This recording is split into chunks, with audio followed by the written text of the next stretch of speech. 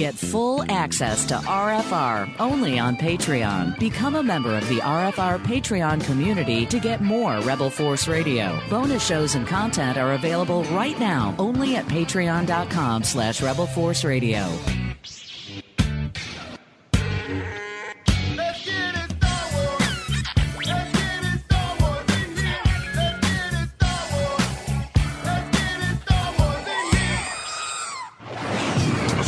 Rebel force has penetrated the shield and landed on Endor. This is where the fun begins. A long time ago, in a galaxy far, far away. This is Rebel Force Radio. Your source for the Force. Star Wars news and commentary. With Jason Swank and Jimmy Mack. I've seen Star Wars 500 times. Star Wars #1. This station is now the ultimate power in the universe. I suggest we use it. Now it's time for Rebel Force Radio. We would be honored if you would join us.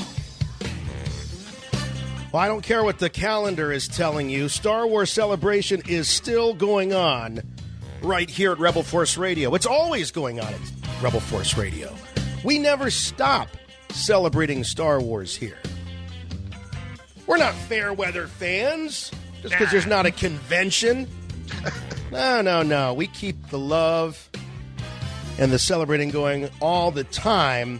And this is a very... well, they're all special, but this is a particularly special episode of Rebel Force Radio as we continue to break down what we saw and what we heard at Celebration. And you already heard our initial thoughts about the Episode 9 trailer, but we're not done talking about that. In fact, we won't be done probably for about, 8-9 months. Till after we see the film, we'll be talking about the teaser trailer that debuted Star Wars Celebration during the big Episode 9 panel. But obviously there will be more trailers and TV spots we'll be breaking down in the coming months. But we did not get an opportunity to get into what we saw at what I think was the showstopper moment of Star Wars Celebration, and that was the Mandalorian panel. And I am so excited. I'm chomping at the bit to share with you our thoughts. And by ours, I mean mine and my good friend and yours, still in Chicago. He didn't get the memo that Celebration's over, apparently. Jimmy Mack. Hey, Jason. Hey, Star Wars fans. Still in Chicago, still wearing my Mandalorian helmet. I have not removed it since we left the show floor last Monday. But I'm going to finally take it off now for the show. So. Yeah, would you please? We want to be able to hear you there. Yeah, there we go. All right, took it off. Yeah, I did that. It doesn't. The helmet doesn't really do that, but. Oh, you had to manufacture. Wouldn't that be nice if it did that? Yeah. You have to get the really expensive ones that do that. But, I mean, that means you're, like, vacuum sealed into the thing. And so I think that allows for minimal airflow and, so well, when that those helmets explains come a lot on, from some of these helmeted characters that we see in the Star Wars universe and even in our own universe, honestly.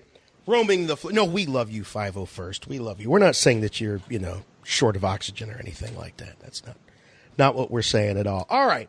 So I got to tell you that one of the big highlights for me obviously was the Mandalorian panel, but personally, it was moments after the panel, opening up my email and seeing Paul Bateman, Kyle Newman, F.J. DeSanto just going on and on about how excited they are. I haven't heard this level of excitement for Star Wars from these guys in particular in a while. Not that they they love Star Wars, but this level of excitement was, takes me back to when, back in 2015 when anything and everything was possible. And we couldn't get them all, very busy, scattered across the galaxy. We couldn't get them all, but we got one, and somebody who goes back to us practically to the beginning of our podcast adventures, the one, the only, from across the pond, Mr. Paul Bateman, back on Rebel Force Radio. It's been an age. It's good to be back. It's been an eon. It's great to have you back. And, was I being accurate, Paul? I mean, there was a level of excitement that was coming through your emails after the Mandalorian panel that I hadn't heard in a long time. Totally, man. Absolutely buzzing for it. Can't wait. Everything I saw to do with the Mando looked just mind-blowing and super exciting. So, yeah, I'm dying to talk about it.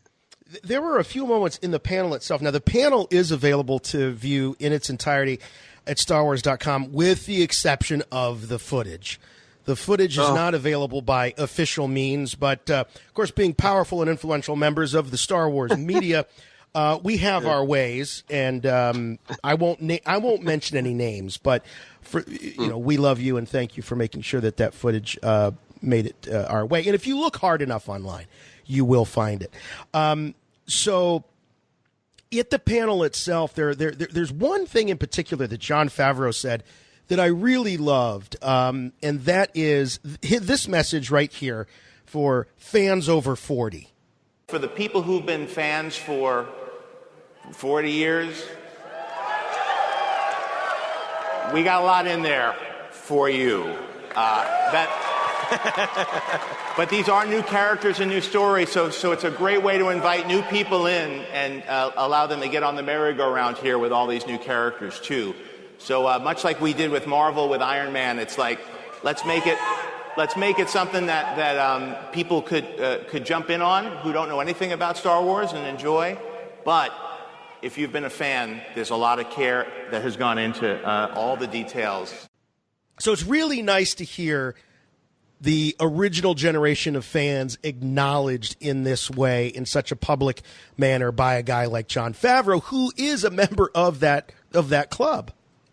Yeah, I mean, it's tricky, isn't it? Because, I mean, you know, a very kind of common voice on the internet at the moment is that this whole idea that, you know, Star Wars somehow needs to be reinvented for a younger audience. And I think that a lot of older fans are thinking, like, why does it need to be reinvented? You know, like we all know when Star Wars is going to work the best, and the most common voice is that the OT is where it's at. Even with many people that really adore the prequels, you know, there's still plenty of respect for the OT, but the OT seems to be kind of universally respected. So that has to tell you something about, you know, telling stories in that time period in the way that they were told back in the 70s and 80s. So for me, just every clip that they showed from The Mandalorian had the right feeling, and it felt like it came from that period. And I know that the story's set 5 years later than Return of the Jedi, so it kind of has a good reason to be set in that time period. But I think, you know, this just feels like they've nailed that era. It is. I just want to pick up real quick on what Paul said, Jimmy. He mentioned, you know, that can't we universally agree that, you know, the original trilogy is sort of like the baseline, and I wonder that sometimes. It's like, as Star Wars fans, I mean, the one thing that should unite us is the fact that original trilogy is the stake in the ground that, and we could even take it back to that first movie, which in full disclosure is not my favorite Star Wars movie, but that first movie in 1977. I mean, if we can't agree that is the baseline from which all future Star Wars is judged, either above it or below it, what are we here for? Yeah. Now, keep in mind, in 1977, when that film was released, it was technologically advanced, and a lot of things were happening on the screen that no one had ever seen in a movie before.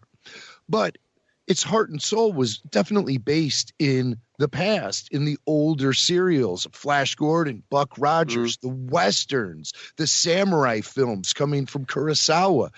All of these elements were put into the blender to create something timeless in 1977. But I don't consider Star Wars necessarily to be a product of the 70s. At that point in time, 70s films were gritty, they were dark, they were realistic, and they were a lot of times disastrous because those big disaster films were all hitting. The Towering Inferno, Earthquake, Airplane.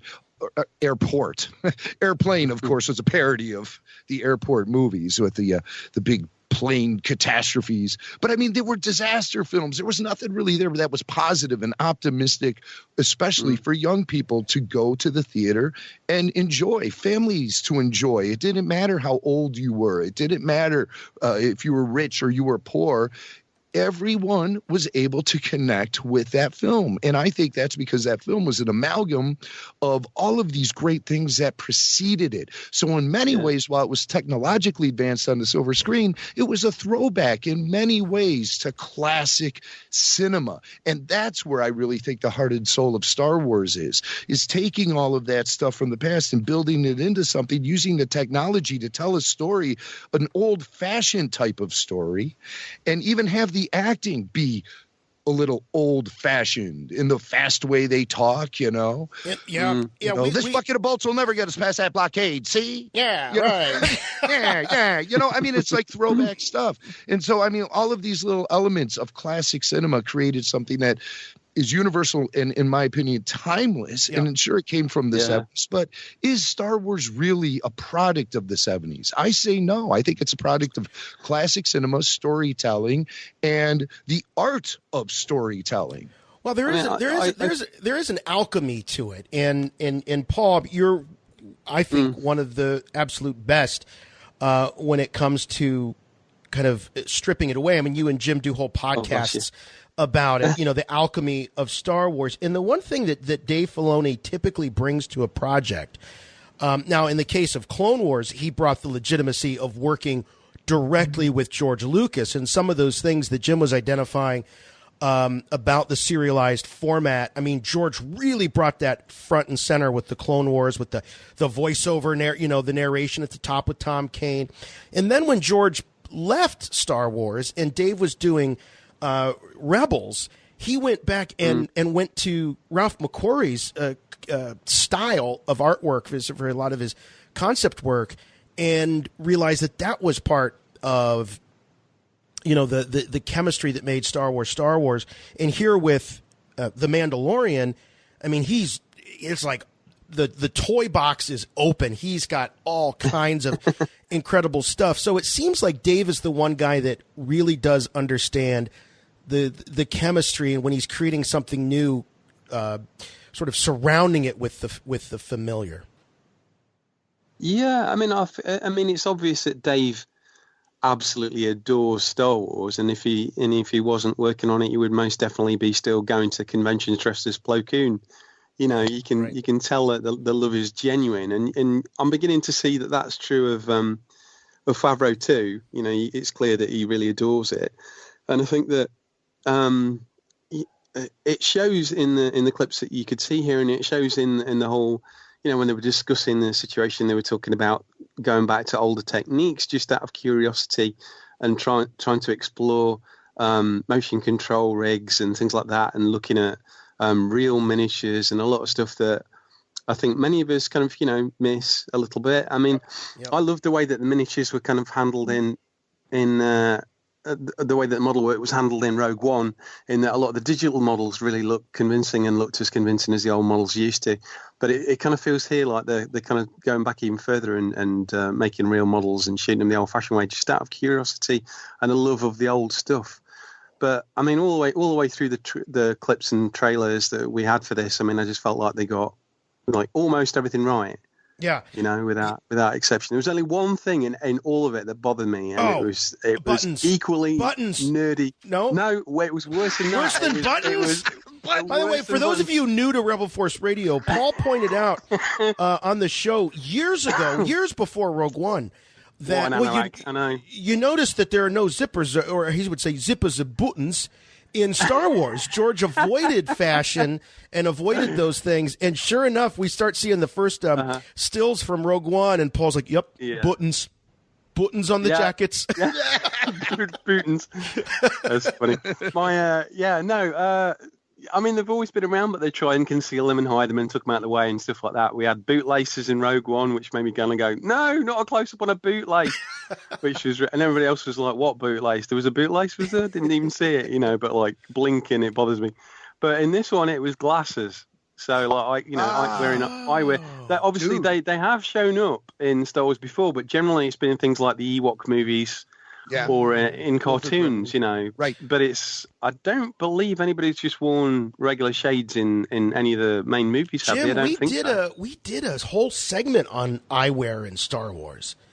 Yes. If you go back just a few months ago. Really? Yeah, and we came up with Dr. Vindy and Clone Wars, and of course the Old Man and the Ewok movies. But I don't think we ever uncovered anything from the George Lucas School of Star Wars. Comics. Yeah, I don't count those, but. Well, I'll tell you, I was looking very closely at the animatronic Hondo Ohnaka that's going to greet visitors at Star Wars Galaxy's Edge. And it sure appears like he's not wearing his traditional old goggles. It looked like he was wearing specs. It really did. It looked like he had these Woody Allen glasses on. He looked cool and everything, but to me, it looked more like glasses, spectacles, not goggles. Yeah. And that's what I don't think of when I think of glasses in Star Wars. I remember years ago, I was talking to Dan Madsen, who it was so great to see Dan Madsen in Star Wars Celebration, and he got a big round of applause too. It was nice to see Anthony Daniels give him, name check him and have Dan stand up in the audience, and everyone gave him a big round of applause. It happened a couple of times there in the Wintrust Arena throughout the weekend.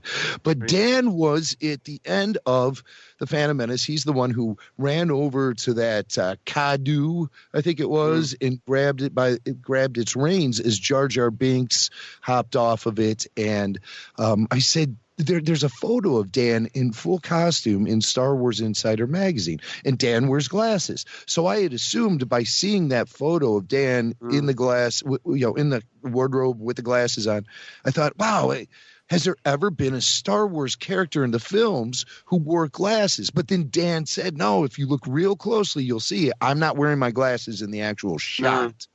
Yeah, and this is back in the days when I think I was still watching Phantom Menace on VHS, so I couldn't make out any detail. It was all a bunch of little blobs on my analog TV.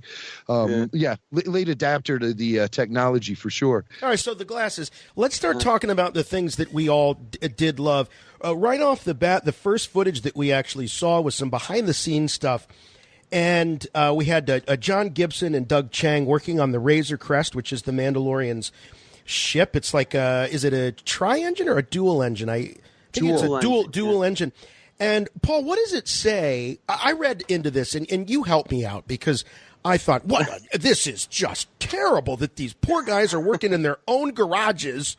Here they are working for one of the biggest effects companies in the world, and they're basically like rogue podcasters in their basements working on these models. And I thought, does that mean that the facilities and the resources that these guys need to do this kind of practical work just doesn't exist in the building? They have to do this at home? Or am I, or are they just, guys geeking out in their basements because they can? Well, they did shoot down the modeling department. So the Kerner kind of modeling department was closed. So, but I don't know if they must have a temporary modeling department occasionally for whatever project they're working on. Because I'm sure there are still moments when it's necessary to build models, Yeah. So, but I know that the traditional old-fashioned, setup that they had before went. So perhaps they don't have all the equipment they used to have, and this is something of an indulgence, Sure. But I can see why they would want to do this. I mean, it's a bit like me with the concept art. Everybody wants it quick. Nobody wants to take the time that Ralph would have taken over a painting where it's like 3 days for an acrylic painting. Nowadays that's just not practical, and everybody would prefer you to just like bang it out on the computer in a day, And this is the same thing, I suspect, that they're kind of thinking, well, we can do it the slow, old-fashioned way, or we can do it the quick and economical way. And I just, they must just feel like it would be nice to do it this way, so let's do it. Yeah. The end result probably isn't going to look that much different, but they're, they're just excited at the idea of it, aren't they? Yeah, but you'll know. And I think there's something, Jim, I believe that, Dave was making jokes saying that Favreau only asked John to do this so that he could actually have a model for his desk. There could be something to that. Yeah, absolutely. Because you can't, and then Favreau had a great line. We've got a clip of it. Here's Favreau talking about the difference between, his souvenirs for The Mandalorian and Dave's for the Clone Wars. Star Wars at its core has to feel handmade and like a practical show. And so we have a lot of audio animatronics and puppetry, all the techniques that were used from the beginning. And so What was interesting was when we were starting to plan the name of the ship is the Razor Crest that the Mandalorian flies around in. And it's this really cool, I think you saw some pictures of it in that reel. It's sort of like a reflective silver old Army surplus gunship.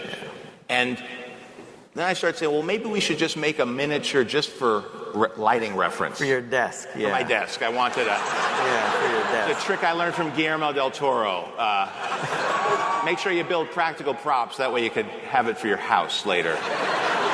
Because he's got nothing from Clone Wars. Right? It's true. I can 3D print something. I can 3D print. I have many friends. The most valuable thing in the galaxy. So there's that. But you can't hang a QuickTime up in your office. Not easily. Right. Jim, what Paul's saying there about the time, I mean, they mentioned about how many passes they have to do just for one shot. So now we're living in the world of television where obviously time is money more than ever, but they're still dedicated to giving us certain aspects of that authenticity that might not be discernible from the human eye, but there's something in our Star Wars guts or that sense of the Force that we realize that this is the way it's supposed to be done. Oh, absolutely. That's what was happening there in the warehouse at ILM back in 1970, whatever, when John Dykstra was building that computer and created the Dykstraflex. And so they're actually building their own now, but it's geared for the year 2019. And it's just, that level of authenticity is, I think, while it's best represented in that clip of John Knoll building the thing in his garage and them actually showing us. And, we can remember, remember when those were TIE fighters and snow speeders and now it's the Razor Crest. This is great. The baton has truly been passed and they've found this great place between the old and the new, where the marriage between the two of them becomes perfect. Yeah, and something in between them is this notion of or the ability to do 3D printing, and that I think has sped some things up because they're not, going out to the hardware store in the model shops trying to kit bash from all these found parts. Yeah, this is true. So it's also just the scale of things that's crazy about, the fact that, you can only work so in so much detail when you're doing it by hand. There's only so small you can get, but with a printer, it's like just reduce the file to any size you like, and it'll, as long as the material can handle it, you can get such a high level of detail in there. It's crazy. Did you guys ever play the old Bounty Hunter Jango Fett game? I did a little bit. I didn't go too deep into it, but I did. Do you remember the starship he flew around in? It reminded me a lot of this new Razor Crest. It's got a real similar look to it. Oh. It was almost like a flying boat with two giant engines on the back. All right, well, there we go. That's the first time in our Mandalorian review where something we see in this panel brings the name Boba Fett to the forefront. And I couldn't help but thinking a lot, especially when Pedro came out there and they started talking about his character in particular, that Boba Fett just looms over all of this. But we also do know that Boba Fett is not a Mandalorian, at least based on the line of dialogue from the Clone Wars. So just before we go any further, I they would not, when they talked about Pedro's character, they never identified him by name. It was always Mandalorian. Carl Weathers called him Mandalorian and Mando. I think that's the way he's going to be presented to us in this series. I think his identity will be kept a secret. So what do you guys think? Do you think there is a possibility that it's Boba Fett underneath that helmet? Because if it wasn't, why not give the character a name?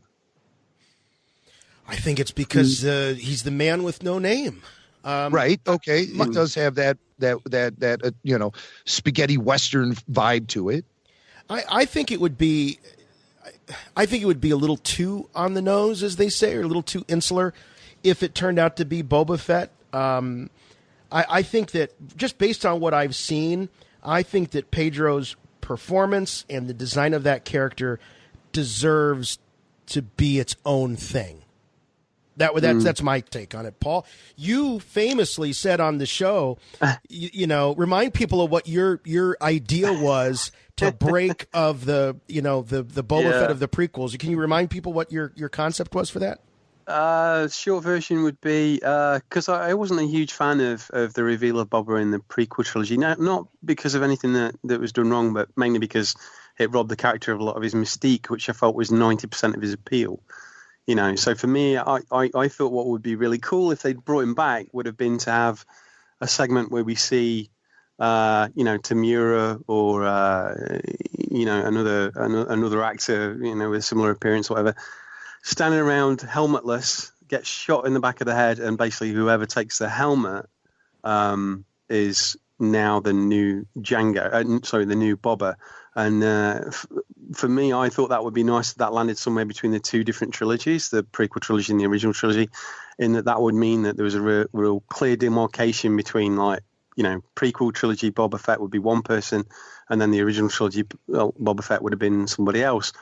But being as they haven't gone there, maybe we could have had a moment where Boba flies out of the Sarlacc pit, and this still happens, and we end up with somebody different wearing the gear. But did you hear what they were saying? I mean, it seems as though through all the various different clips and stuff like that, if you look closely, the Mando's armor changes throughout the production. So it looks like he's starting off one way and gradually he's replacing parts as he goes along. Oh, that's interesting. That's interesting. I think there's some talk that he might end up entirely like Chrome or very near to, looking like Django. So, I kind of feel as though it's going to be interesting because clearly from some of the concept art, at least, it looked as though the Mando isn't the only Mando. So I'm wondering how that's going to work. It would be strange for him to be hanging out with other Mandalorians and they would be calling him Mando. Right. Hey, human. Maybe, human. It's like Stormtrooper going, hey, Stormtrooper. Hey, Stormtrooper, but isn't it? I'm sorry, but isn't that kind of consistent with the expanded universe? Wasn't there a leader of the Mandalorians who they called? There was, Mandalorian? The top brass was. Yeah. So, and they did say in the panel that there is no stone left unturned when it comes to the past of Star Wars, including the expanded universe. Yeah. We had a lot of discussions about it in different eras, holiday specials, that kind of thing. Yes, the holiday special was the first. All of that came up. And the rifle. Could you hold up the rifle, please? Yeah, so there we go. That's pretty good. The holiday special rifle. So, and we wanted to bring in elements from, Star Wars has so many different groups of people that like so many different aspects of it, but the idea of creating something that would bring them all together. Yeah. And to everything from the original trilogy that I was more of a fan of and I grew up with, and the prequels, which you're turning me on to more and more as we talk. You're a good Padawan of the knowledge, John. You're doing really well. And then, I pass it on to you. The sequels, the Clone Wars, and even pulling stuff in from Legends. Starting to bring some of that EU stuff back in. Yeah. Looking at everything. It's important. The thing that I noticed a few times was that not only was there a real strong OT vibe to all the clips that we saw, but I was picking up on those EU references as we went along. There was a lot of stuff where I was thinking, this really feels like something out of the EU. There were moments where it felt like maybe something that Marvel had covered. There were other moments where I thought this could almost be like a bounty hunter one shot with, a lot of the characters look similar, where you've got like do they call them a Deveronian, the demon guys that Rick Baker sculpted? There's one of those guys popping up, and I know there's. I can't remember what the guy's name was. Was it Vince or Vinci? Labria was the character's name.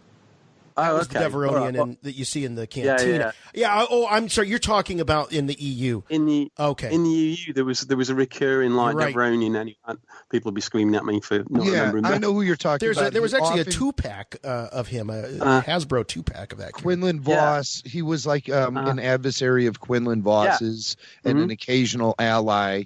I do recall, and he had a broken horn. One of his horns was broken. Yeah. I can't recall the character's name, though. That was Dark Horse Comics. He was a recurring guy. Deveronian kind of going around with, a female Twi'lek and a couple of other characters, and you just thought, this feels so Dark Horse. It was Vilmar Grark. Vilmar, that's Villy. right. Villy, remember? Villy. Yeah. Oh, thanks for memories. Villy. It wouldn't surprise me at all if a lot of EU starts showing up, you know? Yes. Because you think there's so much of it that you just think these boys must be crazy about. And like you're saying, even having the who did you just mention? Quinlan. Quinlan Voss. Wouldn't surprise me at all if Quinlan would be a big fan pleaser, I think, if he showed up. And did they write him out? Did they kill him off? I mean, they're certainly not. By I mean, this I don't suppose they're. I don't think that he's officially been. No. Because he showed up in Clone Wars, so he is canon. Yeah, so maybe in one of the Clone Wars books or something they might have killed him. I don't know, but it's hard to say. I know he's still around. It's hard to say. Let's for those that didn't get to see it, there were two big video segments that were played. The first was a behind the scenes reel, and then there was actually the sneak peek, which you got to see a couple of scenes from an episode of The Mandalorian. Right off the bat with the behind the scenes reel, I scribbled down some notes. Was obviously that entrance that the Mandalorian makes with you see the door slide open, and there he is almost in silhouette, which you could picture Clint Eastwood or an actor like that, in that. He sounded like him too. He had the sound as well. His voice was very Clint, I thought. Yes, and he did say at the panel that Clint Eastwood was a huge influence on the characterization.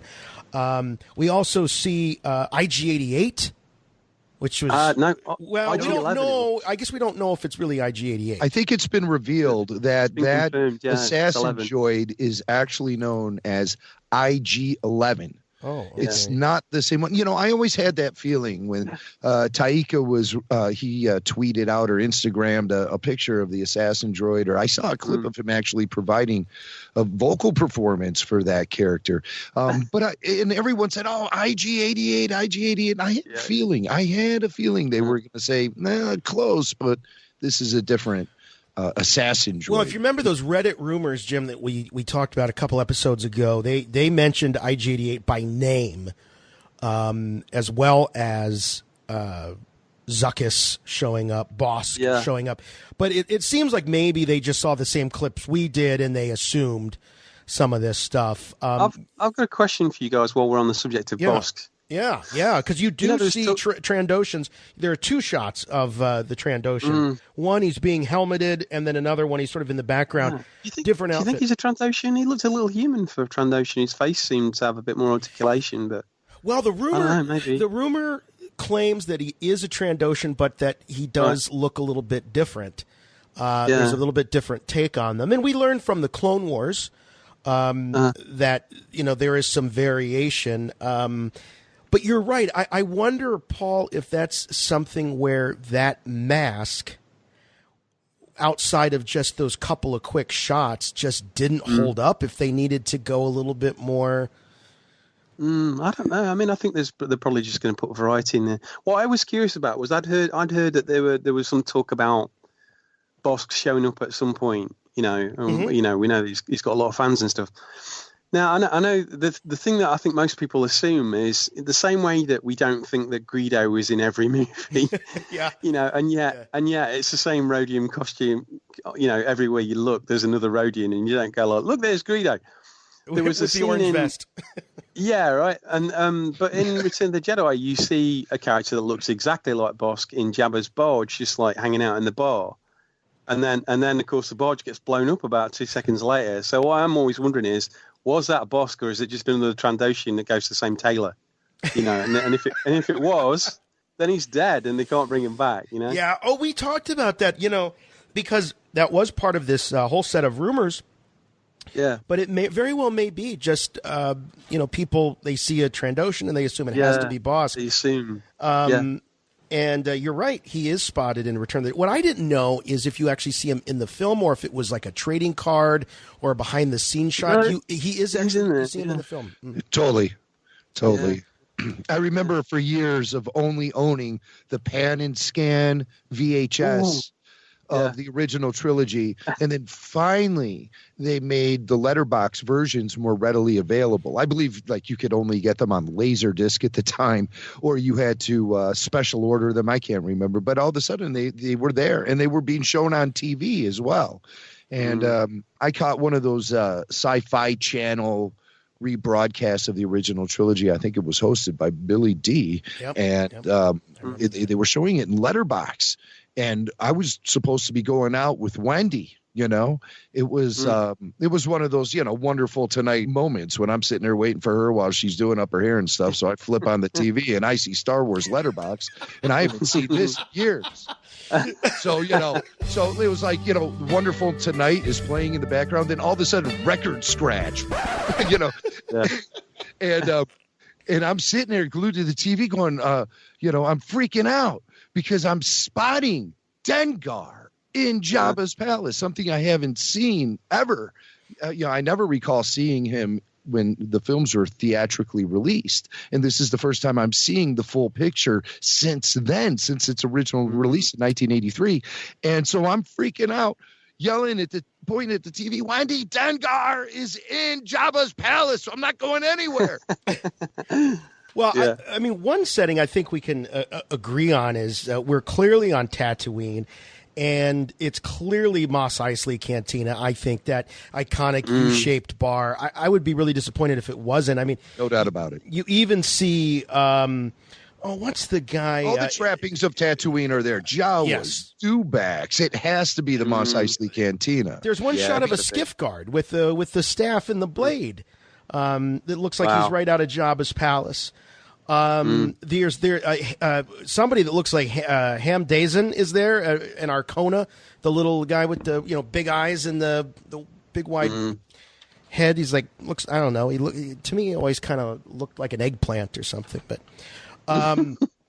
the one thing too. Oh, Paul, they're biker scouts, and you see them with their scout bikes.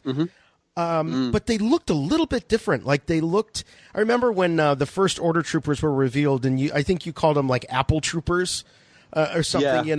Like eye troopers. Eye troopers. Yeah, that's right.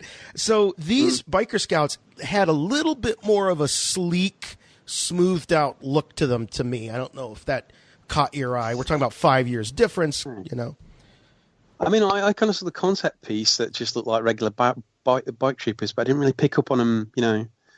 Kind of looking that different. I mean, the one thing you got the message about was that the Empire is kind of what's left of it is very much in disarray.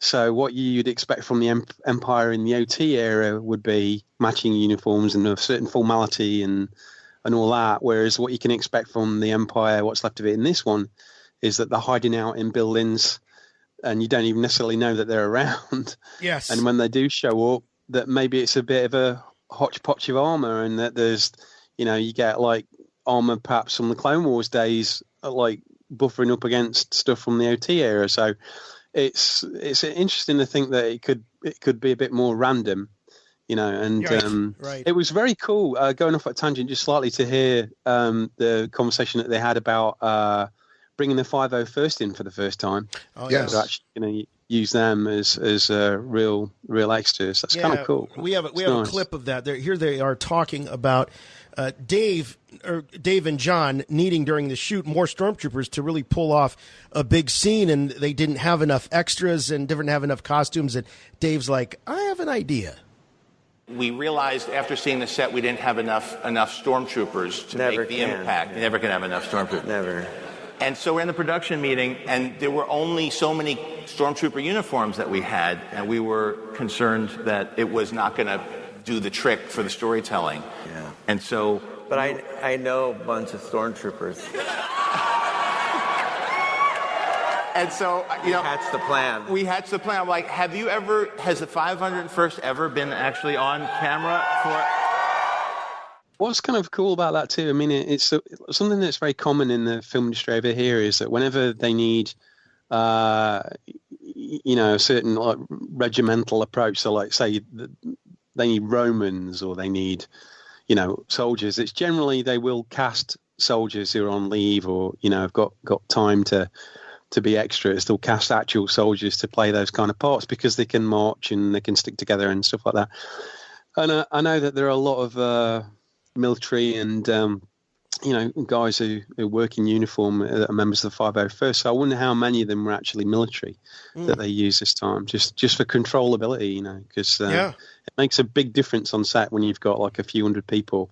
If they all know how to respond to Yeah, and they have to be disciplined, you know. It can't be like the 501st bash, you know, on set of The Mandalorian. That's not going to work. Maybe afterwards. Yeah. Okay, maybe so this... scene. Yeah, right.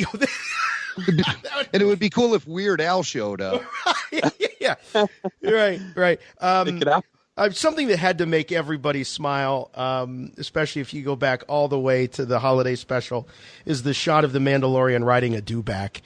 And I mean, that's cool. Right out of the animated segment of the holiday special. There was no motion to that shot, so I don't know if that's just a promotional image or if that's going to show up in an episode itself. But it sure was cool to see. Critters that were in what are those beasts called that were in the Clone Wars and also in they started out in the Ewok movies, didn't they? They're like a little mini dewback, lizardy kind of thing with a fish. Never remember what face. I don't know, but is that an Ugnaught riding it? It did look a bit like an Ugnaught, didn't he? I don't know. And the rumors are that Nick Nolte is voicing an Ugnaught. So I thought maybe that was him. Jim, do you think that was an Ugnaught? The Jawas are looking a bit more attitudey in this as well, aren't they? I mean, I always thought of the Jawas as just like annoying little smelly critters. And they got red eyes now, man. They look like they're going to go for you, don't they? Sith Jawas. Yeah, well, maybe they're the ones that are barbecuing the Kowakian monkey lizards there. I want to talk about that for a second because I have a huge moral issue with what's going on there.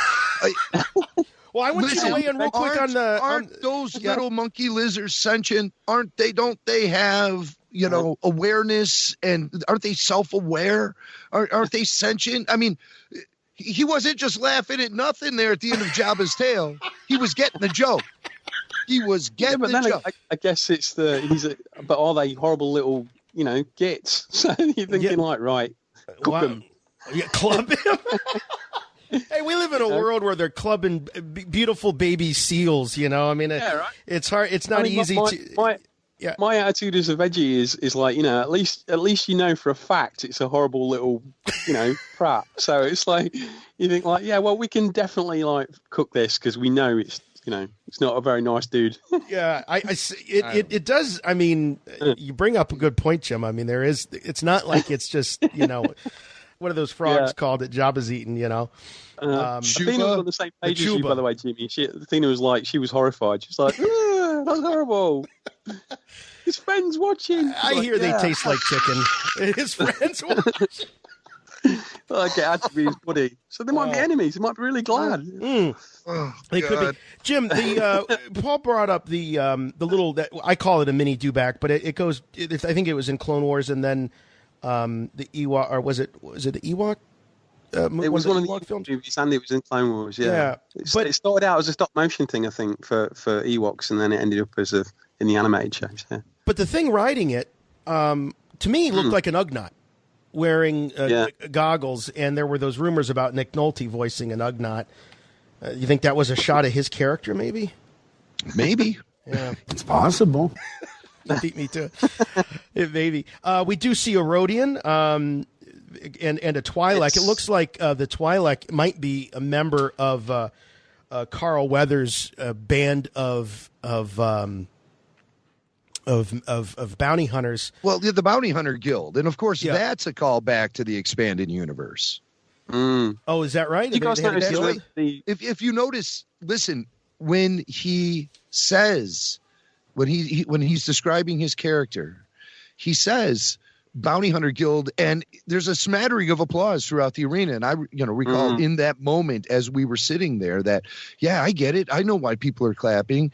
And Carl seemed to acknowledge that. The character is Grief Marga, and he is a guy who is running this group of bounty hunters. He's kind of the head of this guild of bounty hunters, and and he's a guy who, there seems to be a lot of kind of nefarious people. Even if they're good people, they're kind of nefarious sides to them, right? So he's looking for someone to go after a product that he wants to bring to a client that's worth a lot and that's very valuable. And guess who he finds? He finds a bounty hunter named Mandalorian. And the Mando is a guy that he figures can get the job done, so he hires this guy, sends him out there, and the Mando does what needs to be done. Yeah. So definitely, I think that's a nod to the expanded universe to include the Bounty Hunter Guild in the Mandalorian show, because I mean, it's from the Tales of the Bounty Hunter book, that anthology book that came out way back when, you know. I have a feeling like if you know, Dave was got, you know, obviously included a lot of EU references in the Clone Wars and Rebels, and he clearly was keen to get even more in there that didn't make the cut.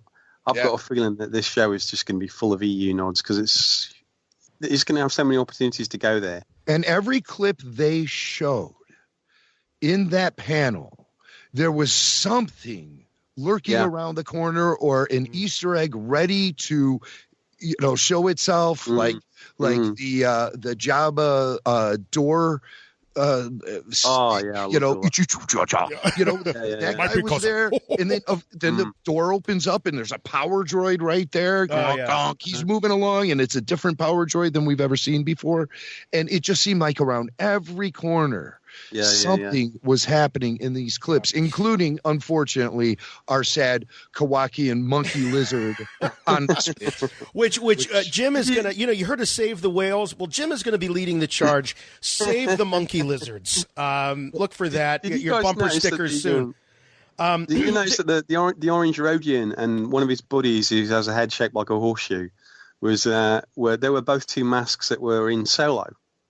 They were part of Enfys Nest gang. Oh, I didn't notice, but I did notice in the clip when you see the Mandalorian enter that. I don't think this is the Mos Eisley Cantina. He enters another, and you see a shot of a profile of an alien, and it looked like one of the guys from The Last Jedi, or excuse me, The Force Awakens, on that first planet when we meet Poe. I can't remember what that race is called. Kind of, it sort of has like looks like a guy from, it looks like Lou Gossett from Enemy Mine to me. I don't know. But anyway. I know what you mean. Here's, I think, what, we talked a little bit about this at the top of the show, but here's Jon Favreau and his, what he says about introducing new stuff with the old. This series offers the opportunity to introduce new planets, new races and species, new starships. However, we wanted to feel completely connected and familiar. That's it. Brilliant. And if you notice, guys, right after they show that clip, or right after they show John, the talking headshot of him saying that, they go right to the shot of George Lucas on the set. So whoever's crafting this little reel, they knew what they were doing. We wanted to feel completely connected and familiar. Bam! Cut to George in the flannel. I've got another one. Yeah, I mean, I just another one for you that relates. When you see firstly the Mandalorian walking down those stairs, do you remember he's walking down all those the steps in the background, and it feels very much like when you first see the Sand Troopers at Mos Eisley, and they're kind of like just storming through, and everybody's kind of getting the heck out of the way. In the original, in Act 4. But those stairs are, you know, often kind of stuck in the background just to expand things, and when they're going to Document 94 in the original movie, there's a scene where, you know, you see the stairs in the background, everybody takes a left and goes into the spaceport. But I was like going, yeah, they're a lot like those stairs, you know, that lead down towards the Mos Eisley spaceport and stuff like that. And I was thinking, what if they actually are? What if it's the same stairs? In which case, where Werner Herzog and his posse are is literally just around the corner from the cantina. So if they are the same stairs, they're literally like 5 seconds walk from the cantina. So all right, that's all. Yes, that's all making a ton of. Thank you for the geography there, Paul. That's helpful. Really is. I'll tell you what. If I lived in the Star Wars universe, I would rely on Paul Bateman to show me around places, and we would the only restaurants we would go to are total vegetarian. I'm telling you, monkey lizard inside. No, I can't handle that. See, like in the real world, Sure, serve up, a tasty burger. But in the Star Wars galaxy, I would be vegan. And we would be steering clear of any of those street carts selling Kowakian monkey lizard. I'm just heartbroken by all of this. Yeah, I'm a bit worried about the hygiene there anyway. It looks a bit iffy. Oh, it does. Yeah, it does not look good. It's never a great idea. Yeah, with the Empire, being out of commission, there's nobody to, go in and inspect stuff anymore. By the way, that badass dude that's flying the TIE fighter in those clips, what you don't know, he is the health inspector for the Empire, and he's coming in to put the kibosh on that. All right. What else do we see? We see him not wearing a helmet, by the way, in that shot. I was somebody in the TIE fighter with that helmet. But I love that dude. I thought he looked just so badass. He's telling you, burn it down.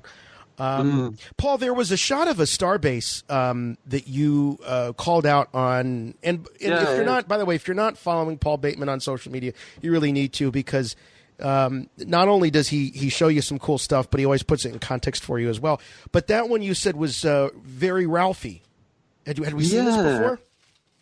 It's what's interesting is it's very Ralphie, but not Star Wars Ralphie. I mean, that one of the things I've really, we noticed over time, and occasionally I'll have a chat with Stan from Dreams of Visions Press and stuff about this stuff. And what you'll notice in many of the background videos for lots of the shows, including like Rebels and Clone Wars and things like that, you'll see Dave, and you'll notice that he has a few of the books that we put together at DMV that contain a lot of Ralph's artwork that wasn't from the movies and wasn't Star Wars related. But obviously a lot of the projects that he worked on, people had kind of pushed him to make it more Star Warsy. So it must be very tempting for people to be inspired by this stuff that Ralph did that wasn't for Star Wars. And Ralph did a bunch of game designs, and one of the game designs he did was of a space station so similar to this, it's crazy. So I'll have to, if it shows up in the show, I'll have to share that art with you so you can have a look and see how close it is. But the whole colour scheme and everything is really similar. I was really pleased to notice that a lot of the concept art for the show has a very Ralph vibe, compared to a lot of the contemporary kind of concept design that you see for the movies. Right. A lot of it doesn't feel very Ralphie to me, even though something in the design might feel like Ralph, like a ship or a suit or something, but the image itself doesn't feel very Ralphie to me, but I felt like a lot of the concept art for this had his fingerprints on it, so it's clear that they're shooting for that. And I mean, they kind of always are, but I think, more so in this one, I just felt like all over the place. It was like, oh yeah, look at that. Look at this. There's just no question to me that the common denominator here is Dave Filoni. It just is, and this isn't about a big love fest on Dave. I mean, we do appreciate Dave, but it's just the reality. He is the closest thing we have working at Lucasfilm. He's the closest thing we have to George Lucas, and that's because George just, Dave was humble enough and hungry enough to soak up everything. And Jim, you mentioned to me, you said, if you're on the A list at Lucasfilm, if George just even remembers your name over there. Oh my God. Yeah. So this is not a guy that, takes everybody under his wing. Absolutely not. And I also love the chemistry between Favreau and Filoni. Yeah. They're unbelievable together, and you can just tell that this is a perfect collaboration for Dave, because yes, he learned at the feet of the master, but George didn't teach him about being on the set and dealing with real special effects and stuff. I know a lot of that comes into play just in terms of basically breaking down a story visually and presenting it. I know there's a lot of crossover, especially with George the filmmaker compared to George the animated producer. But he taught Dave a lot. But now you have Jon Favreau rolling in, and Jon loves Star Wars, and he's a filmmaker who has a lot of experience with live action film, especially big budget special effects stuff. And with Jon coming into the fold, I think this is very important, because the Marvel universe is winding down its current stage. It comes to an end with this Avengers movie, essentially, and it's not going to go through like a reboot necessarily, but it's going to focus in different areas. And so I think Favreau might be looking at Star Wars is maybe his next Marvel, move from Iron Man or being a producer on films in the Marvel universe, and just he's transferred over to Star Wars now, and he's in the position to teach Filoni and say, this is how you deal with these big budget situations. I think eventually grooming Filoni for a theatrical position as a director. An Ahsoka film. A live action Ahsoka film. See, that probably is where the yellow brick road for Dave Filoni is going to lead. It's not going to go to the Emerald City. It's going to go to an Ahsoka film production with his name on the director's chair. And I mean, that's just perfect. That is perfect. I mean, Ahsoka's hanging out with the Mandalorian. Could we see Ahsoka make an appearance in the Mandalorian? She could show up. But isn't she Ahsoka the White now at this point? I suspect she's going to end up in the background of a cantina scene at the very least, and we'll see the back of her head, It's truly an adventure. A Star Wars adventure.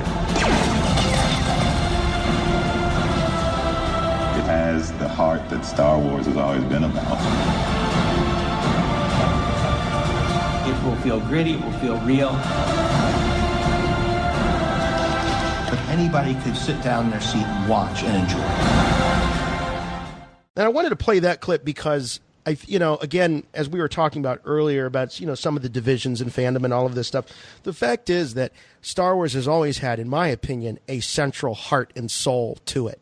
And I like that that's been being acknowledged here, that Star Wars has always been about, not what Star Wars is about now, not what Star Wars has been about since 2015 or 2017, what Star Wars has always been about. And yeah. But at the same time, this is going to show, I think, a little bit more.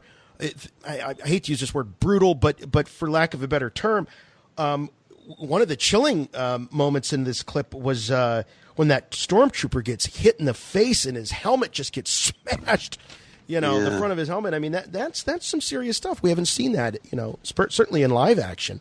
Then again, you go back to the Clone Wars movie. I was watching it with my daughter not too long ago, and they're serving up severed heads on a platter being delivered to Jabba the Hutt. There is a like. I look at this and kind of think about, we're looking at a Wild West story essentially, but at the same time, there's all these other elements we all know George pulled in the samurai movies and what have you. There's a potential spoiler, but possibly just nothing at all. But there were some rumors that spoiler alert. Got to do that. This whole thing is spoilers. But there were some rumors that maybe one of the first commissions that the Mandalorian agrees to, he doesn't understand that the kill is a baby, right? And that therefore he kind of has to go back on the deal when he's already accepted payment for some of it. So that creates complications for him. Now, that could be total rubbish and just, people imagining or filling in the gaps or I think I know where you're going. And there's a famous, comic book series that showed up and became films or what have you, Lone Wolf and Cub. You know about that? No. So there's a kind of like a samurai protecting a baby that's strapped to him, and he takes him around on in a pram and everything. So it's kind of crazy that you've got this killer like protecting a little thing in the middle of the heat of battle. But so if they're going into that kind of territory, it wouldn't be unusual for it to sort of like go into full on samurai territory where people are getting their faces smashed in and beheaded and you name it. So maybe that's. I mean, what were you thinking, Jason? I thought you were going to make the insinuation that perhaps the Mandalorian, is the one that. I guess the timing wouldn't line up. I was thinking Rey. If he ends up protecting the baby. Yeah, it's a bit early, isn't it? Yeah, it is a little early, 5 years. Yeah. So you're looking at Rey. I don't think Rey's 25. No. Younger than 25. What if it's a Skywalker baby? Ooh. Oh, no. Rumble, rumble, rumble. Murmur, murmur, murmur, rumble, rumble. That's cool. I mean, that's cool. I mean, keep in mind, guys, this premieres on Disney Plus on November 12th. It's 37 days out, from when we'll see Rise of Skywalker in theaters. So if there could be some symmetry there, bridging those worlds, that would be pretty exciting. What collections are going to look like, or Blu-ray collections are going to get ridiculous. We used to just have to wait for one movie, didn't we? Now it's like, hey, we'll all be buying 2 episodes on a disc. It'll be like, the more we talk about it, I didn't think I could be more excited, but after this conversation, bring it on, man. Bring it on. Let's talk about this. Oh, go ahead, Paul. So, I just kept thinking, it feels like the best of the EU mixed in with the OT, which for me is the perfect recipe, Yeah. So I just wonder what could be showing up. Anything out of the EU, is fair game, especially Legends being as now they can kind of reframe it all as they want. We could be getting Chiss in this. We could be getting, any kind of creature that didn't show up in the movies. Even a green rabbit might show up for all we know. Oh my gosh! No. Billy Mack all week was at the convention was asking about Jackson. Where's Jackson? Well, he showed up in the animated shows or something similar, didn't he? So, who knows? His corpse. So the sneak peek, for those that weren't in attendance, after the behind-the-scenes reel, the sneak peek was 2 different scenes. Well, it was one long scene, but it looks like it was, it's in 2 different places. We get to see Carl Weathers. Carl Weathers, who is, what is his name here? Grief Karga. And Carl, man, was he having the time of his life in that panel? He was digging it. Comes out doing his full Apollo Creed. I want you. I want you. I want you.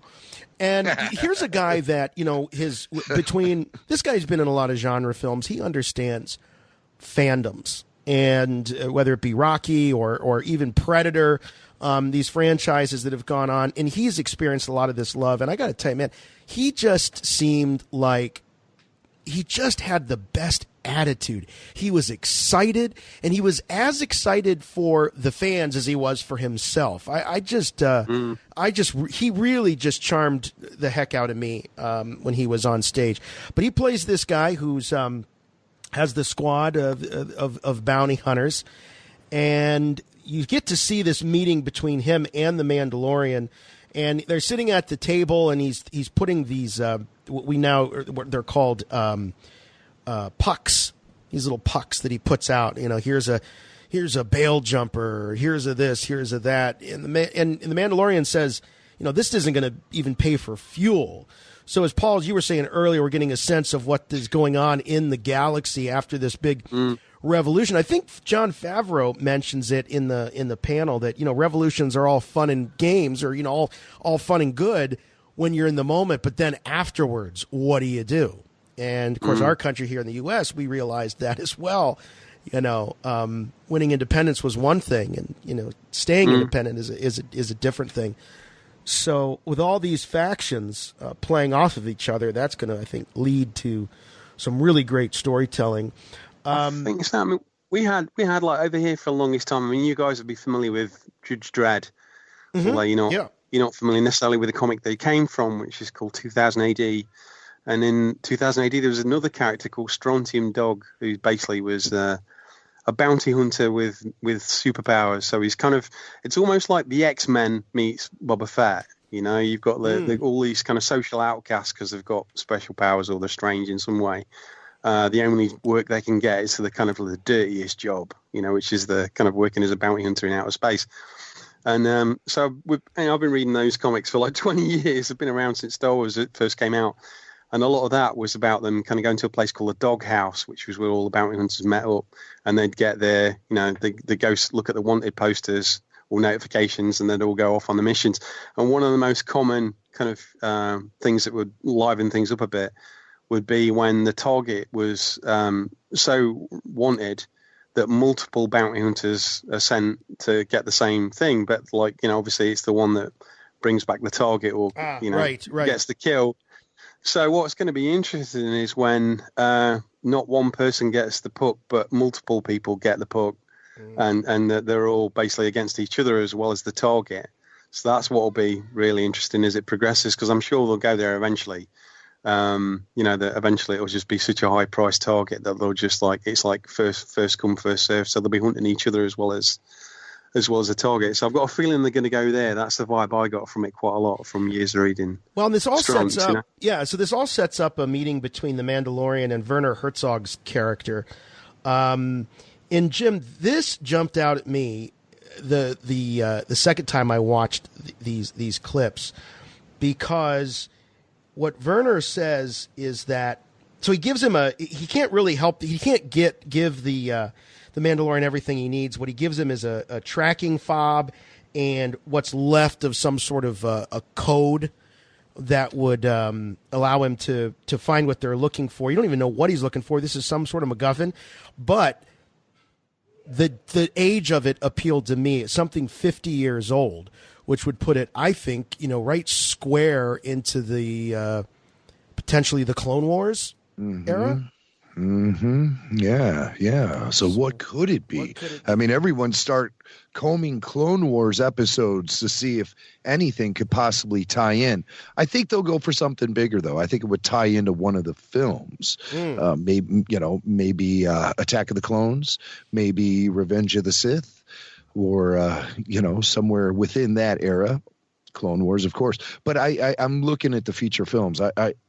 I'm certainly hoping that the MacGuffin itself turns out to be something very relevant to the overall saga. So what could it be? Again, the son of Skywalker, maybe. I don't know. Hard to say. But what could it possibly be? The plans to the Death Star, right? The location of the Zillo Beast. Bring back the Zillo Beast. Mm-hmm. So, we'll see. We'll see. When I say something big, I don't mean necessarily in size, but more of its impact. What could be bigger than the Zillo Beast? Or it could be, one of those like the TIE Defender project that was abandoned in Star Wars Rebels. Something to give them an upper hand. I think you're onto something there. I'm sure that it's something, because this Werner Herzog character seems like he's an Imperial or a former Imperial. He's flanked by all these stormtroopers.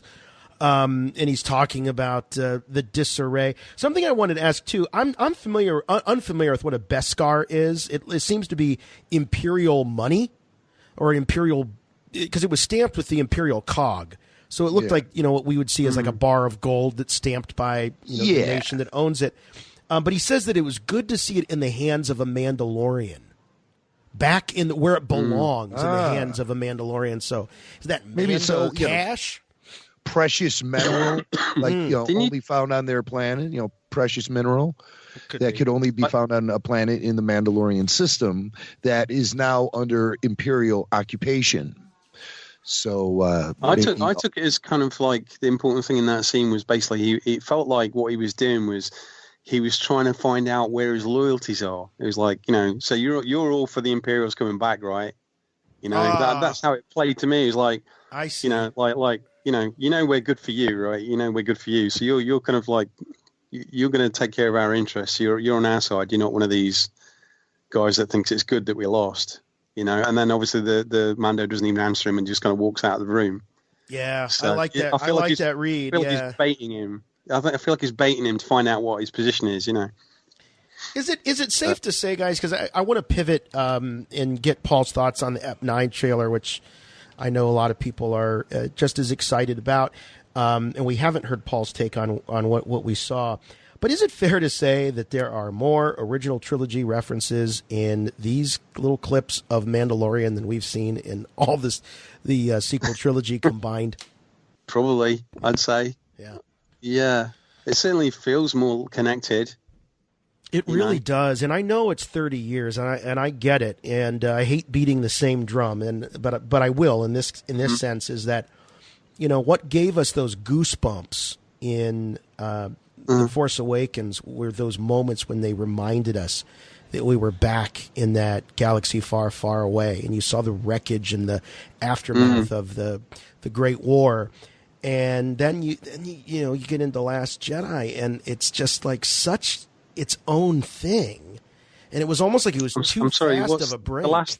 what was that? The Last Jedi. When you get into The Last Jedi. I haven't heard of that. Oh, that's the second sequel. Oh, Paul hasn't seen it yet.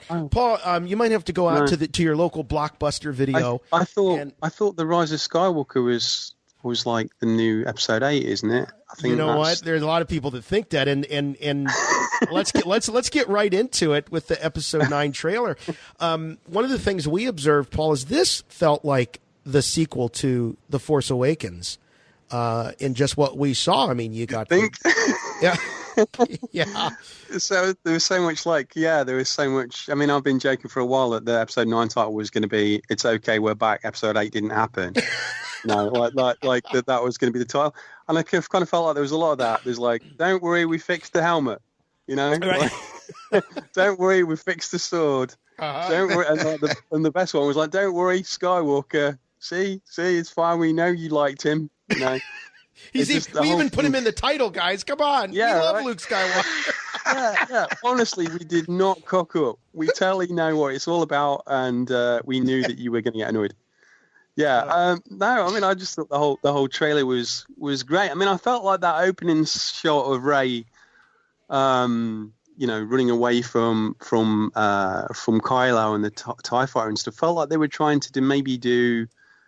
It almost felt a little anime, like the kind of like she was kind of digging her feet in and stuff and getting. It was a very, very sort of samurai picture thing to do, just kind of like dig into the sand and get ready for action, But can I ask you what you thought of the slow mo? What's Paul Bateman's take on the slow mo? In a trailer, it's fine, and I'm quite happy with a bit of, I mean, generally it's used for action porn, isn't it? It turns up in things like 300, where it's like, look at how beautiful this movie is as we behead somebody. That's generally why they do it. So it's become kind of part of the vernacular, and I mean, Carl and I have talked about this before, which is like how much sticking to George's approach when it comes to directing is good. Because it feels like it's always done, and how much of it makes it more irrelevant to kids, because they kind of go, this film feels old and slow, So they've got to change it a little bit, and I didn't mind that. I just thought that, again, it's the only thing in the trailer that made me kind of go, Rey's turning more and more into Superman every movie, I like Rey, and I like that shot. I thought that shot was stunning, and I can't wait to see the rest of it, quite honestly. So, but I get what Jason's saying. He specifically cited Crouching Tiger, Hidden Dragon. Did he? And so I just think that I blame for all this slow-mo crap in action movies. I mean, it was so cool when that movie was released, though. I mean, I couldn't get enough of that. And, of course, that was also around the time of The Matrix and all of that cool slow-mo 360-degree angle kind of photography was happening. And this, I mean, it just feels more to me like a J.J. Abrams shot. Yeah. And I think J.J. definitely, his touches will be felt on this film. His fingerprints will be all over it, as they should be, because he's sitting in the director's chair. And as much as we want him to approach it exactly like George Lucas did back then, I mean, it's kind of a tall order, I think, because I believe like shots like this, and also I always think back to that shot from the Force Awakens trailer when Rey's piloting the Falcon and it goes flying into the Star Destroyer, the crashed Star Destroyer, and the TIE is following it. And it just zooms in, it like the shot sucks you in as they're going in. And it's that real fast forward zoom. And I thought, well, that's something we've never seen in Star Wars before. Yeah. And there's a lot of that element that happens in that Jakku sequence where they're flying the Falcon and Rey's trying to keep control of it. And I mean, that to me is a great sequence. And again, it does a lot of visual things that we've never seen in Star Wars before, like when the Falcon goes in that loop and the camera kind of follows it, and then everything levels out and the camera levels out with the Falcon as the TIE fighter's flying at. That's something Lucas had never thought of before. Yeah. But that's the creative approach that J.J. Abrams takes to this, and I think it's fair to let him put his mark all over this movie because he is the director. You know what it was about that shot for me more than anything. I'll tell you what it is. I think because I'm a fan of Chinese cinema and like a lot of kung fu movies and martial arts movies and a lot of samurai films and stuff like that. And it felt like a nod to that, but my only tiny reservation was really it was a little bit for me like watching Keanu in the Matrix films, where it's clear to me as a practitioner of kung fu for 20 odd years that he doesn't do kung fu, and for me it was a bit like that with Daisy, where I think a sword fighting is absolutely the worst in the movie, even though it looks flashy sometimes. Like, I think she needs to be trained how to use a sword better. So that's what tripped me up with that one. Really, I thought it was nice to see Rey back, and like you, I loved the character in the first movie. I thought she was really interesting, and it's just nice to, and it definitely feels like you say, it feels like JJ's touch. So you can feel that connective tissue between that and Force Awakens, and we all loved that. So it's I think it's great to get that. So Star Wars Episode 9. We're sorry. That's not the name. That's not the name. A lot of people are speculating that opening shot might be training, aren't they? A lot of people are saying maybe it's because Kylo obviously could just shoot her out of the sky, couldn't he? Yeah, but he's not doing so. That is true, and.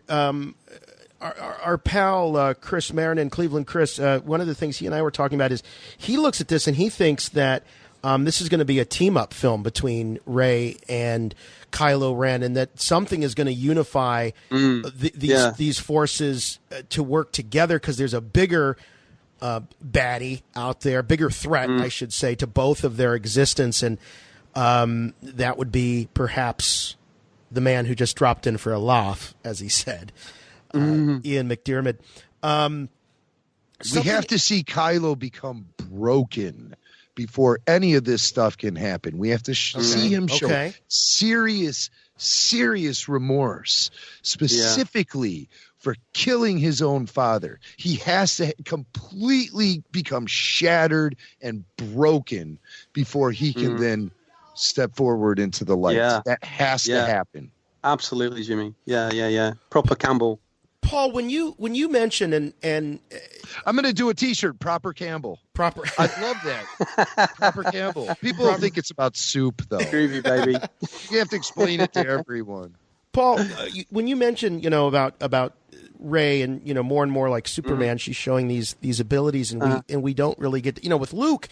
We saw him training. I mean, even with Ahsoka. We saw her evolution. Now, they had the benefit of time across the series. I get it.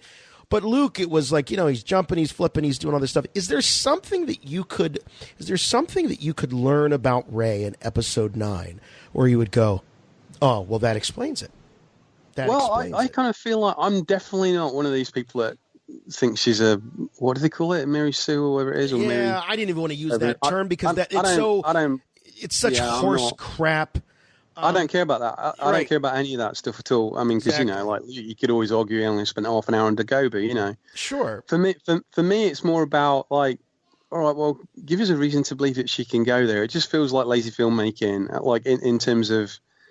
I mean, I was cool with it in the first one because I just thought there's more to this girl than meets the eye. Yes. I remember coming out of the Force Awakens premiere with Athena, and she was crazy about Rey, and I was mad about her too. I thought she was an amazing character, and I was really full of questions. About how could she do that, and what made her so capable, but I had confidence that it was all going to be explained in Episode 9. Episode 8. You mean right? Yeah, I mean, this is Star Wars. It's space fantasy. It's not science fiction. There's a lot they could do. I would be okay with a lot of the stuff that showed up in the EU. Where we've got Force ghosts and potential reincarnation and all these other stuff. And obviously, we've had to learn to be open-minded about what's possible in the Force with the last movie and stuff, where you can force time each other and stuff. Right. What I was thinking. I was thinking back, I was thinking, well, how do you retcon some of this stuff? Because I really do believe that Rian Johnson just made some really, really stupid choices, pedestrian, dumb choices, and I'll say it. So I'm thinking, how do you work that back? And I remembered when George would be interviewed and talking about Empire Strikes Back and the reveal of Vader as Luke's father, and he was concerned about how children would react, and the child psychologist said, well, you know what, it's going to go one of two ways. Either they'll accept they'll accept it as true and it won't bother them, or if it bothers them, they'll think that he's lying. And I thought to myself, well, what if Vader would have been lying? And then I started connecting the dots about it's very, very possible and very conceivable that this is the flip of that moment, and what Kylo says to Rey about her parents is indeed a lie and a manipulation. So that's my way of sort of retconning it. I've been trying to pull the clone thing into it so many times, and I know, like, this is another one of those conversations that we have off air. Just so the listeners are aware, right? This is like, obviously we've all got our things that we kind of cling on to. One of my things has been for years, since before the Disney buyout, I was like, the Ming never dies and the Emperor will be back.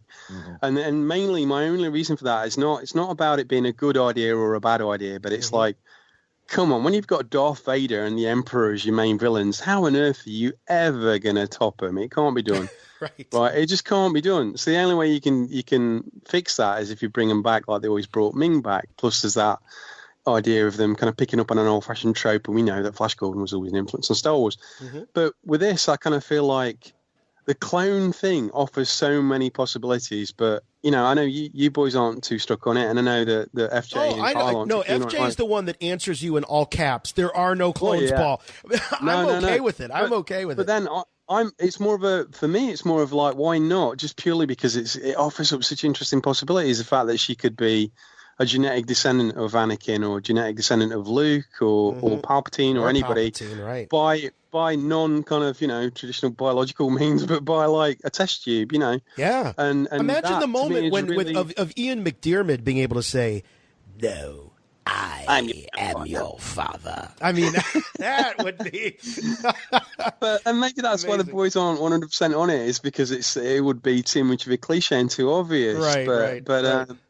But I don't know. I mean, I don't know. I mean, I still think that there's the one thing that bugs the heck out of me in a minute online is like, because you hear the same things getting repeated over and over again, is this thing about the idea of Rey being a nobody is such a huge like revelation. And I'm going to say it now. You're going to have to bleep me, Jimmy.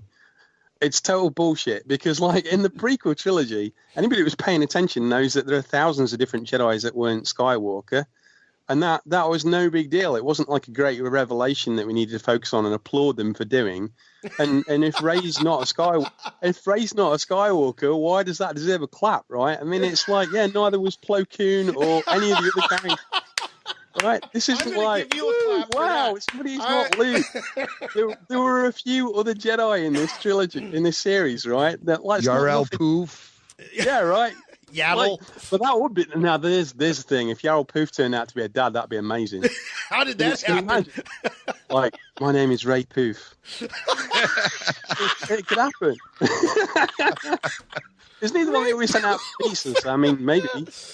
Oh my God. No, I believe Rey's connection to the Skywalkers will be one of those certain point of view moments that constantly repeat throughout the saga. And from a certain point of view could come from the fact that Anakin Skywalker was conceived of by the midichlorians and presumed by Qui-Gon Jinn. In terms of the prophecy, he was there to bring balance to the Force. But I mean, we could see history repeating itself because of the fact that Anakin was dead and the Force really wasn't brought back into balance.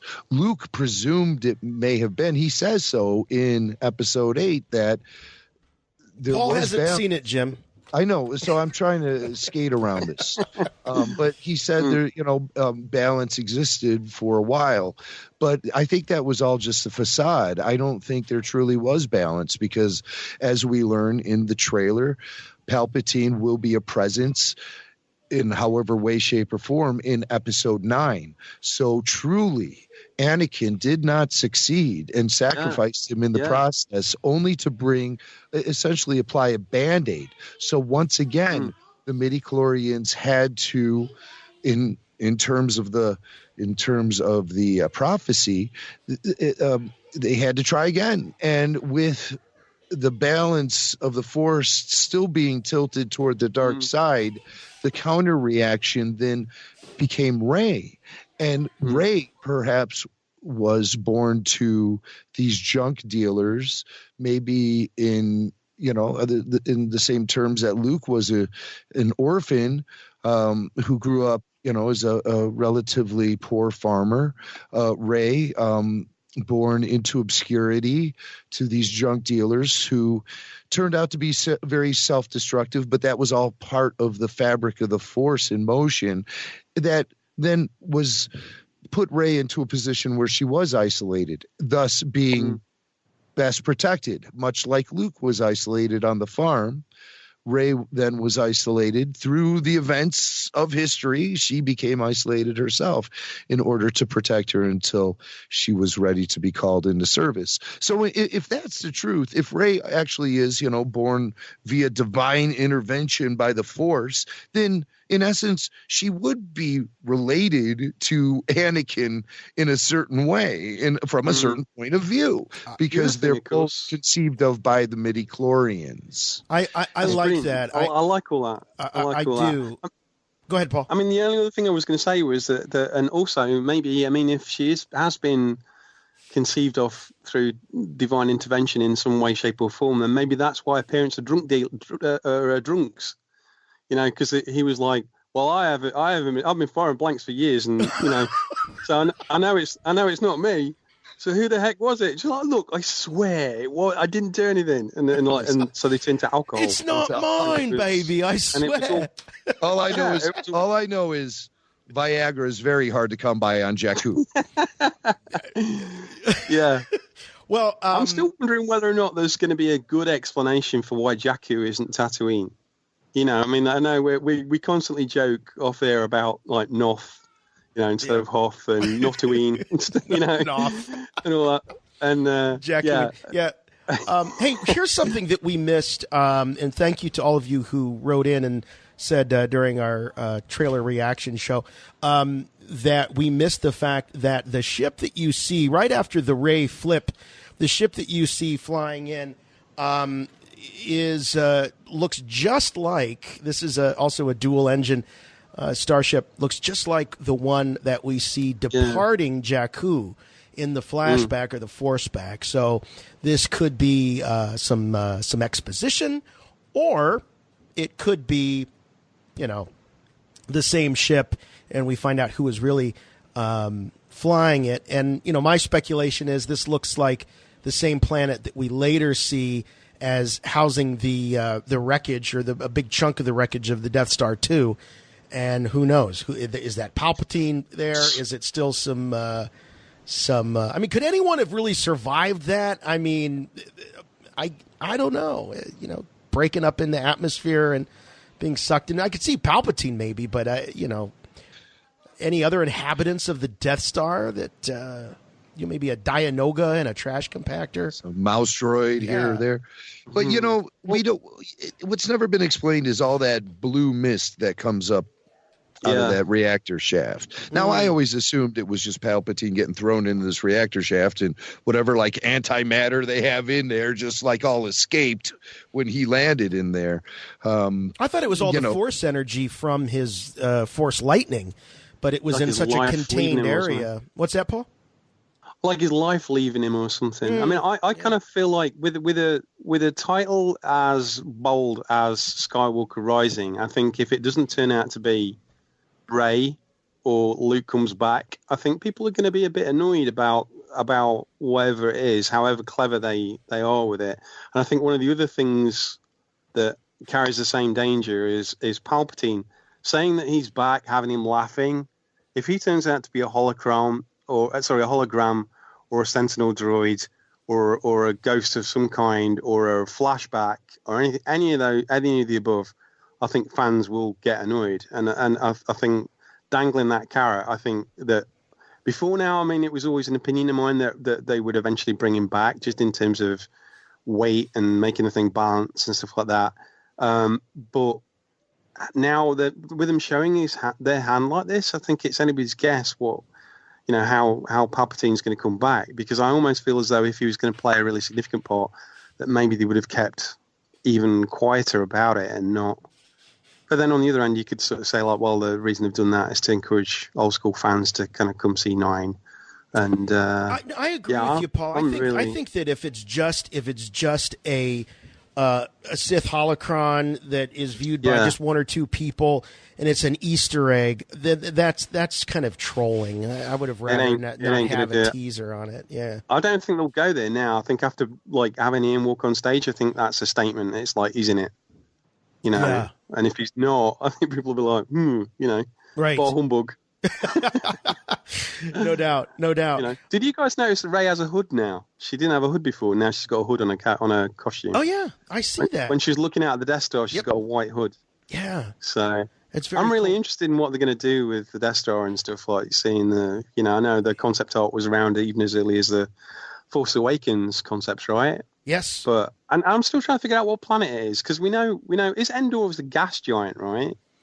Like, and the moons are different, you know, so you've got a forest moon.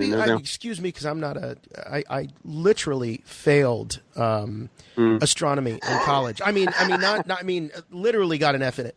I loved the class; it was interesting. I just never did any of the work, never studied it. I did it for really entertainment. Parents loved that, but but if it was a gas giant, could you have a forest? Well, forest moon is not Endor. Oh, yeah, good call. Okay, what everybody calls Endor is not Endor. You know, it's the forest moon of Endor. So the planet is Endor. So I'm wondering about, where is this? Is it going to get pulled down to the planet, or is, you know, there's no way it hit Endor? I would have thought. I mean, in fact, isn't it about, I don't know what the scale. Gas giant. All right, I pulled out an old book. Star Wars: The Essential Guide to Planets and Moons by Daniel Waltz. Yes. Now you think. So this book says, here's all the information you need to know. The planet Endor is a gas giant orbited by 9 moons. The largest of the moons is a lush green sphere known as the Forest Moon, but often that is referred to as Endor. So there's nine moons and a gas giant.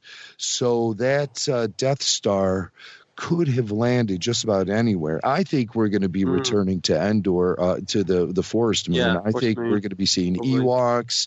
I think we're going to be getting all of that stuff.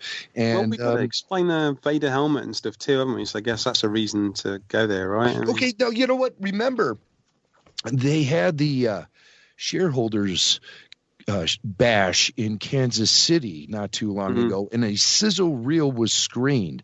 And in that sizzle reel, there was footage of Kylo Ren in a white room having a moment with that Vader helmet again. And that footage was not shown at Star Wars Celebration at all, which surprised me. I thought we would be getting the teaser trailer and that very same sizzle reel they showed at the shareholders meeting. Well, I don't know. If Kylo was having a moment with the helmet, I think that would probably be a bit too rude for most of the audience. Having a moment, for now. Do you know, call that out in America then. In the UK, having a moment is an entirely different thing, So it's all right. God, man, your mind's in the gutter. What is with you Brits? You're the filthiest people. This is not listen, Paul, this is not the Benny Hill show, okay? This is Rebel Force Radio. Family show. What you don't see is right now Paul's got an old bald man in a headlock smacking the top of his head. You don't see this on the radio. We speak the same language and we don't speak the same language, do we? I knew that was falling flat. I was like, yeah, that's just not, they're not getting it. Okay, so sorry, back on track. You and me, we're going to have a moment pretty soon as the show's over. Yes, indeed. By the way, gas giant, that's what I called Jim after a day of convention food and beer back at the hotel. Gas giant can't have an ocean, I guess, with where I was going with that. It's like, so it has to be on one of the moons. Couple it's of... True. Go on. I do this whole thing. Get derailed if I start talking. I want to get a little bit serious in a way. Because the conventional wisdom coming out of this trailer, and if you listen to the self-proclaimed experts on all this stuff, is that they're claiming that this Rise of Skywalker, and Jim didn't quite go there. Right? He was talking about the certain point of view, but that Skywalker is going to be this sort of I am Spartacus moment. It's perhaps a new type of religion, a new form. You're going to have Jedi, Sith, and Skywalkers. It's the evolution of the Jedi. Right. It's the evolution of the Jedi. Paul, what's your next level? What is your take on that as a concept? And can you create or draw any derivatives from other things that you have, other stories that you've are familiar with? Yeah, I don't know. I mean, I kind of think. Well, it's almost like because I really don't like it. Frankly, I think it's a cop out. I think it's a cop out to I don't want there to be something called a Skywalker unless you're a Skywalker. I'm not poo-pooing. Yeah, go ahead. You know how I felt about from what I heard, The Last Jedi was about the whole idea that probably 40 First Order troops in a load of stationary walkers and a handful of resistance people who are too stupid to run out the back of a cave, spectating Luke Ghost somehow that's going to be impactful on the whole universe in a way that blowing up 2 Death Stars in front of billions of other people was not. That Luke somehow was forgotten about 40 years ago, and yet that somehow is going to change the universe. Brilliant. Sorry, I'm trying to tone down the cynicism there. No. In this one, I kind of feel like if they go somewhere similar, and that getting the message of Luke out there somehow is this huge deal.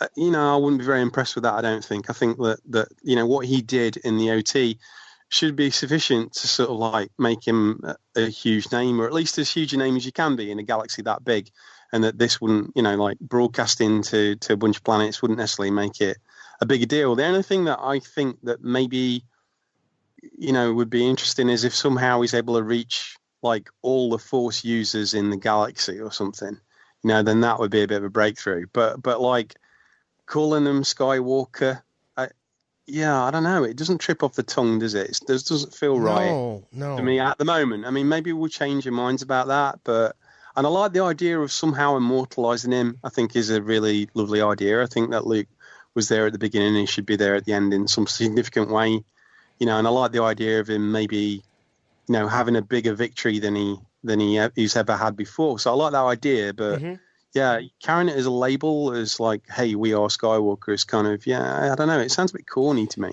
What if Rey is just simply known as the Skywalker? Yeah, I don't know. Yeah, I don't know. Maybe. Maybe.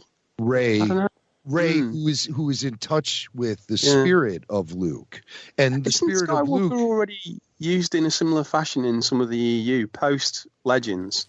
I can't remember. Somebody mentioned it the other day about it was one race or whatever actually call themselves Skywalker, if they've got Force powers. I can't remember what it was. I'm sure listeners will remind you of which one it is. But post Disney buyout, that a similar concept has turned up in the books, but not on this kind of a scale. So let me just get real world here.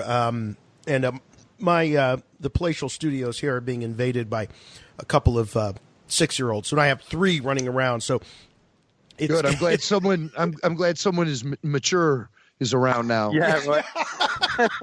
They're going to take over host. Yeah, they'll be assuming host duties here shortly. But I want to let's get real world real quick because and I've alluded to this a little bit on and off, but I have a real problem with this grandstanding about the end of the Skywalker saga, and I'll tell you why. Because the last 3 weren't about Luke Skywalker. Maybe. What's that? Because the last 3 movies looked like they weren't about Luke Skywalker. Well, there's one point. To me, I don't think that was ever the plan until the reaction to The Last Jedi. And to me, this feels like Disney saying, you didn't like our movie? All right, fine. We're taking our ball and going home. We're pulling the plug on this. And this is, you saw something similar happen with when Disney took over handling the Muppets. is like they did some things people liked, and then they did a couple things the fans didn't like, said it didn't feel like the Muppets, and Disney's like, oh yeah, fine, we're not doing any more Muppets. Yeah. You know, we're closing the property down. And so I just don't like this. We're taking our ball and going home just because we didn't lap up every second and every bit of content that you put out before us. I really resent it. And I'm so grateful for The Mandalorian, but this saying, you know what? Not only are we killing the character of Luke Skywalker, we're killing off the possibility of there being any more Skywalker stories. I think they've painted themselves into a corner and realized they're in a no-win situation because we have all treated the Lucas-generated Star Wars as precious and special because it came from George Lucas. Anything that happens after the sale post-Lucas is looked at as tampering with George's ideas and concepts and meanings and philosophies and all the boxes you can check off the list. We look at it almost as if everything's a departure because it doesn't have that George Lucas touch. They made the mistake by turning their back on George and then essentially forcing Lucas out. They made him feel unwelcome, and they weren't being responsive to him. Now, I don't know who has the power to do that, but you have to look at the usual suspects. You have to look at the top dogs at Disney, and you have to look at the top dogs at Lucasfilm. We all know who they are. We all know their names. They're all very high-profile people. And so realizing that they may have made a mistake, like I said, painted themselves in a corner in such a way, they realize they can't win because everything is looked at as tampering with George Lucas's ideas. And so it's very refreshing to hear that now that they're coming down the home stretch, at least they opened up the communication with him and took George Lucas frickin' seriously and incorporated some of his ideas into the mythos that's going to conclude this saga. But they also realized that they need to cut their losses. They got in too deep. And so they're in a can't-win situation if they continue with the Skywalker saga as it is right now. It is time for them to try their own stuff. They bought the property. Let's see what they can do with it without having to rely on the past. But they don't. The grandstanding about killing the past. They don't have to come out though, Jim. I don't think and say this is the end of the Skywalker saga. You can still call the movie The Rise of Skywalker, and you can still say that you're taking a hiatus from the films, but don't shut the fans down, saying feeling that this is it. I think part of the sale is. I'm sorry, Paul. One thing, real quick. I just want to point out, George was prepping Episode 7. When he sold the company to Disney. I think there was a clause in there that said that they need to finish these movies that he had started working on. And so I almost think that part of the negotiation forced Disney into having to continue the Skywalker story. But once they, got full control of the property, it was easy for them to shut George out. Because I don't think he had a clause in there anywhere that protected him. I think that was all done on a gentleman's agreement. I would love to know the inside story and all that stuff. Someday we will. Someday we will. Because George likes to talk. I kind of feel as though there's three things here, right? Like, first thing, Rolling Stones. Okay. Final tour. Final tour. We're going to charge you $150 for a ticket at the back, right? Yeah, and this was back in 1982. When they went on their first farewell tour. That's about the last gig I went to, I think, Jimmy. But the last, ever Skywalker. So that's the only relevance there. I think it's not so much. I don't think there's any animosity there. You think it's PR spin? I think it's just you think it's PR? This is your last chance to see a Skywalker movie. Like buy tickets. That's all that is. Okay. Yeah, I'll live with that. And then my only problem with online in terms of the way that this has all been handled and stuff in the past is really the idea that somehow criticism is no longer the purview of people that can think. It's just haters, right? And that to me is like no. Like even in George's day, everybody could go George sucks, and you weren't like get off the internet and never speak again. Nobody was treated like a pariah. But now it's like either be a company sheep or get lost, right? Like there's a lot of that going on online, and you know, personally, I've been one of the biggest sheep my entire life. You know, I've got more like Lucasfilm shirts than most of the people that work at the company. You know, so that kind of thing, I don't like it. But when it comes to this, I think there's a lot of confusion about, because, you know, we always have this situation where, unfortunately, you know, any company has to kind of tread carefully about property this valuable, and we can't always, you know, count on a company to sort of like give us the big picture. So I think all we end up doing is filling in the blanks for ourselves and guessing what's kind of going on. And with this, I kind of feel like they had to do more with Skywalker. They had to, you know, take it somewhere. But I kind of feel as though I had an experience once where I went to the Skywalker Ranch up to the archives once, right? And yeah, I know it's like name dropping, but but it's relevant. Credibility, man. And you know, I remember talking to somebody, and it was just prior to, you know, when the buyout was starting to happen and stuff, and it was quite clear that everybody was happy about the buyout, and everybody was happy that things were going to move forward, and it was going to be a new, potentially golden era for Star Wars, which in many respects it is. You know, I mean, look at all the stuff we're getting that you know, that we love. But it was quite clear that the people from within Disney didn't entirely know what they had, and that spans the full, like, you know, rainbow. So you know, some people just had no idea about Star Wars at all. And some of them knew a lot about it, but not to the extent that a real hardcore fan does, or somebody already working for Lucasfilm did. So, you know, it was as though they really, you know, it was going to take them time to learn what Star Wars is. And unfortunately, I think, you know, the thing that we butted up against was that they had no time at all to break down that barrier, because they wanted to get a movie out by 2015. So what they depended upon were people, you know, steering the ship that were already big Star Wars fans, and that there were enough people inside the company that would, you know, put them straight if they started to kind of go off in a direction that was kind of odd. And I think that despite all that, I kind of feel as though Disney on some level has probably been thinking for a long time that it wanted, this is all assumption on my part, but that it would be easier for them to really get a grip on Star Wars if essentially there was a reboot. And I know that this isn't really a reboot because we've got Luke's in there, and Leia's in there, and Hannah in there, and everything. But to some extent, I think they were pushing to end up in a place where it felt as close to a reboot as you could get. You know, in that, okay, this is the First Order now. So the First Order follows First Order rules. It doesn't follow the Empire rules. That's why it's not the Empire, it's the First Order. We can determine what the deal is for the First Order, and we don't have to worry about all this history of what was cool with the Empire and what wouldn't be, and, you know, like whether or not there are women in the Empire or not, whether or not there are aliens in the Empire. When it's the First Order, we can do what we like, and we haven't got to worry about all that, you know.